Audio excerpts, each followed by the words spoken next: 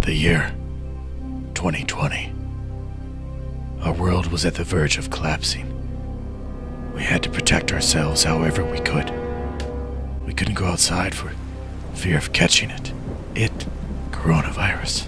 Nobody was sure how to prevent the spread. What we did know, we had to survive. I guess you should have sanitized. We were sure we would be fine. Nothing could be worse than this virus.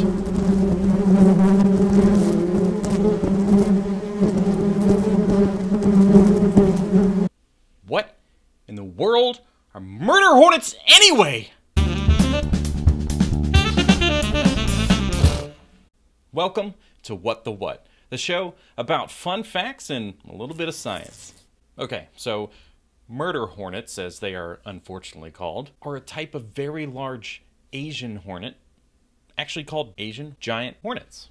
They are native to warmer areas of Asia and some parts of Russia. And while some of these little buggers have found their way into the United States, they're not native here, and scientists are working really hard to keep them from getting a little too comfy and settling in to stay because of potential problems of messing with our native honeybee. When you think of any scary sounding flying insect, it's hard not to think of them in some freaky situation. You gotta admit, the vision of being chased by giant, stinging, flying creatures is a bit unsettling.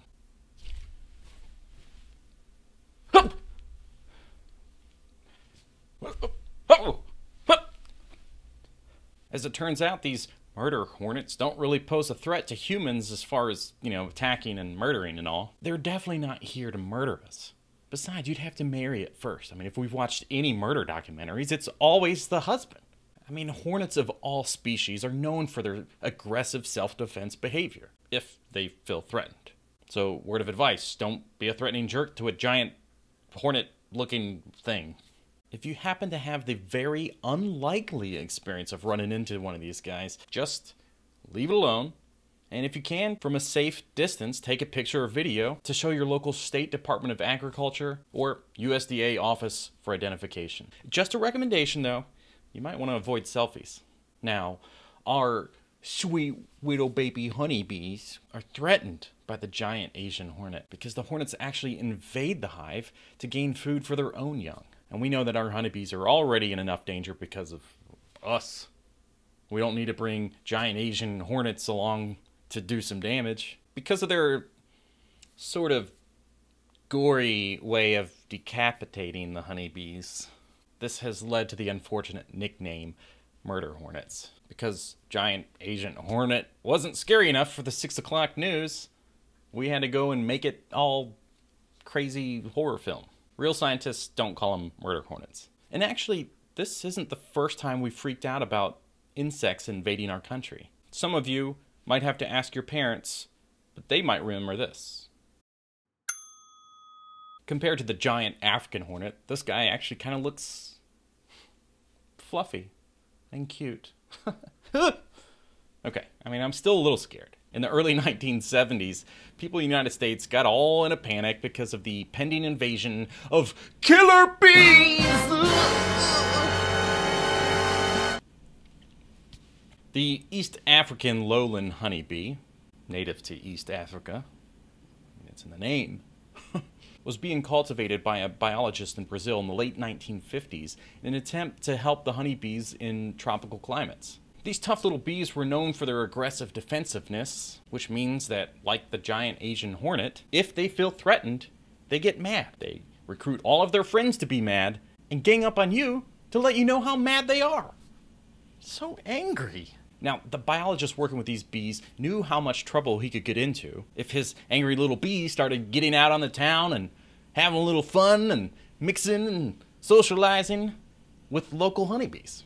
Because they might pass on undesirable traits, such as anger. So they were kept in a special kind of container to prevent the queens and drones from doing exactly that. Until a visiting beekeeper thought that the screens were getting in the way of the worker bees, and he removed them. Does that not sound like the beginning of a horror thriller movie?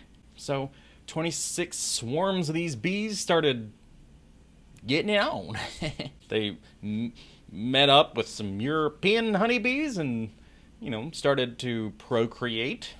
Over time, these Africanized honeybees started to make their way up to the United States, where they got their big debut in the local news, dubbed killer bees, and making us certain that any day these killer bees will come and get us. Fortunately, the only attack we ever got of these bees was this.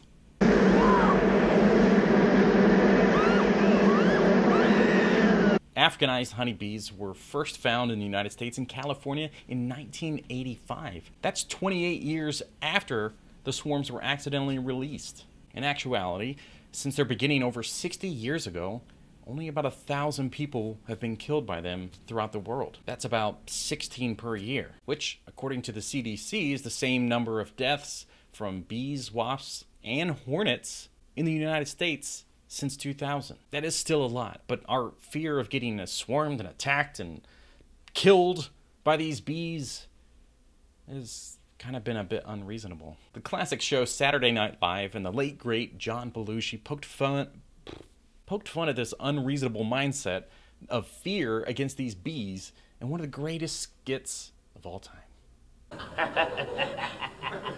Wait a minute. You must be the... That's right, gringo. The killer bees.